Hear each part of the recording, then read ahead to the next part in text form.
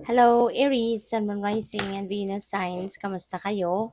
Sana po'y nasa mabuti kayong kalagayan. Welcome back po sa Star Tarot.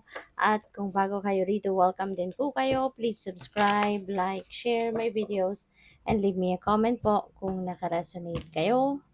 Tignan natin ang mga mensahe ninyo for today. Aries, first card po ninyo, we have the Tower energy. So, yung Tower, ano ito, no? Pagbabago. At ang pagbabagong ito, maaaring maging overwhelming para sa'yo. Kasi, this is, bringing you a gulat factor, no? Meron tong gulat factor, meron tong surprise element.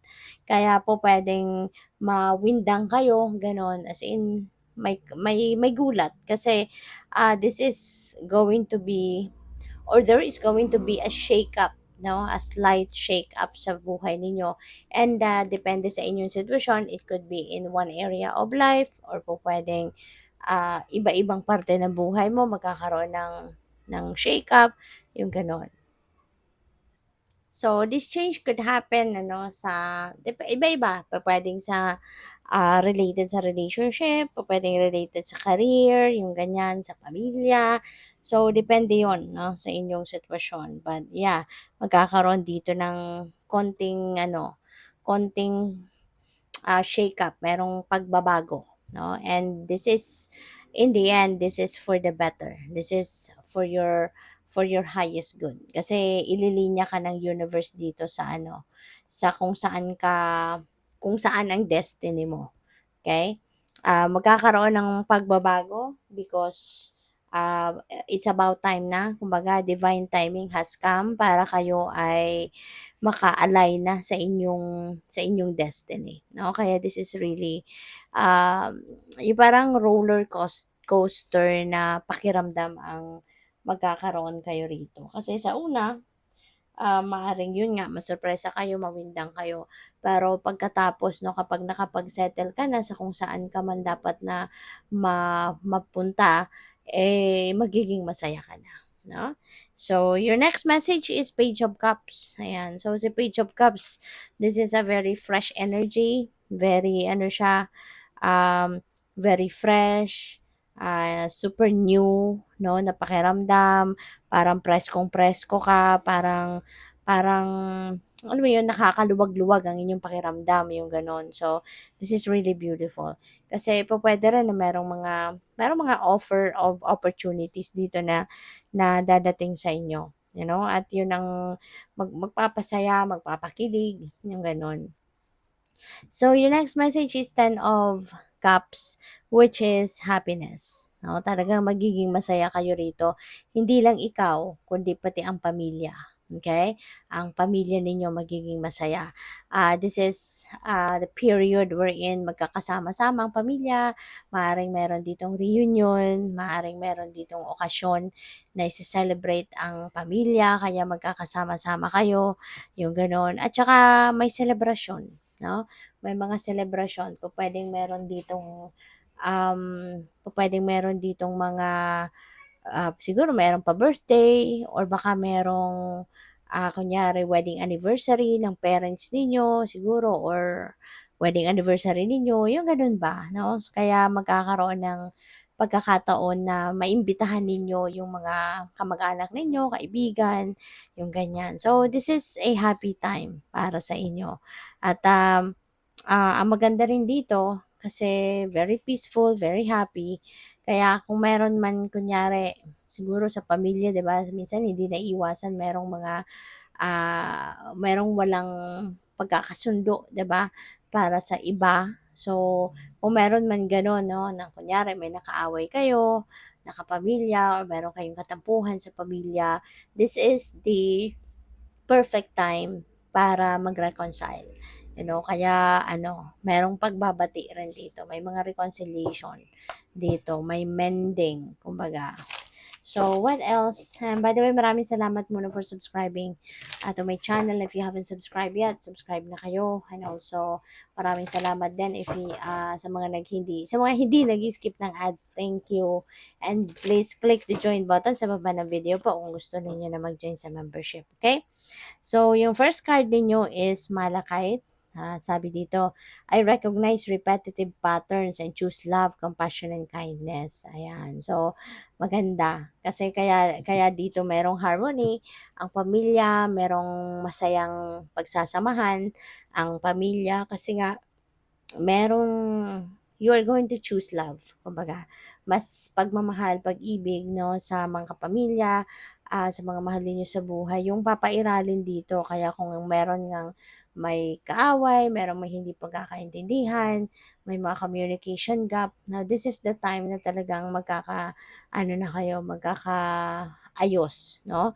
Mapapatch up na ninyo kung ano man yung hindi ninyo pagkakaintindihan. So, there's going to be also some compassion and kindness, na ano ninyo, ipapakita or ipaparamdam sa iba. Okay? So, sabi din dito, create healthy patterns and relationships, connect with the sweetness of life, maintain heart-centered awareness, and get to the heart of the matter. Ayan. So, kumbaga, direkta na. Diba? Magiging direct to the point ng mga pag-uusap. Maaring yun ang improvement, no? Na mangyayari dito for some of you para mas maging effective ang relationship, mas magiging effective yung the way na mag-communicate ang bawat isa sa inyo, no? So, we also have the blue lace agate. It is easy for me to express myself. I am understood. I hear what others are communicating. Wow. So, this is really good. Di ba? Kasi mas ano ka na ngayon, mas matapang ka na ngayon na mag-express ng sarili mo, mas magaan na sa pakiramdam mo ngayon na nagpapahayag ka na, nag-express ka na ng kung anong iniisip mo, kung ano yung nararamdaman mo. So, it will be easier for you now to communicate with other people. And siguro, yung communication skills ninyo sa ngayon, mas ano na, tawag dito, mas maganda na, mas effective na kumbaga, 'no? Kasi natuto na kayo dito, 'no, na ilagay sa mga pananalita, 'no? Ma-translate ninyo into words, kumbaga yung mga laman ng isip at ng damdamin ninyo. Kaya naman magkakaroon kayo ng mas magandang pakikisama or samahan with other people kasi you already know how to communicate your feelings, your thoughts, diba? And speak the truth. Okay? Listen well. Have the courage to say what you need to say. At yun na nga ang sinabi ko. Be heard and read between the lines. So aside from may express mo na yung sarili mo, you are also able to determine, 'di ba? Malakas din ang inyong pakiramdam at naaano niyo din, naiintindihan niyo din ah, kung ano yung behavior or kung ano yung demeanor ng isang tao, 'di ba? Even if hindi nila nasasabi yung mga gusto nilang sabihin, pero yung body language nababasa mo. So, which is really good.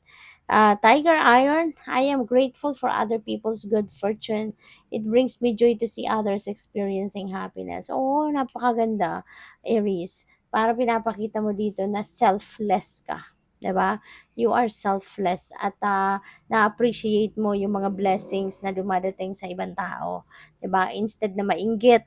Kasi 'di ba ang iba naiinggit, 'di ba, na nakikita nilang successful or blessed yung mga tao sa paligid nila. Pero ikaw hindi, no? Na-appreciate mo 'yon na God is showering His blessings, 'di ba, sa ibang tao, sa mga taong nakikita mo, mga taong malapit sa puso mo.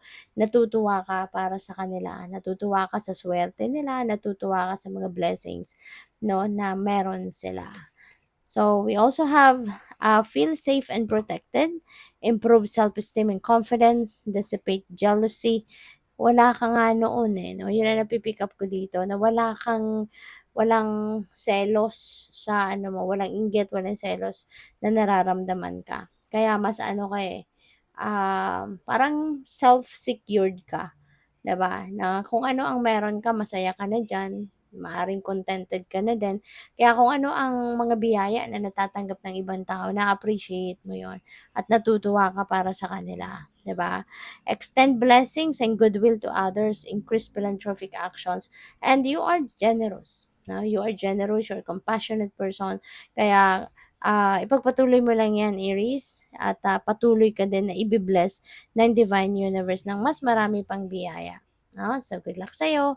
Thank you for watching. Love and light. Namaste.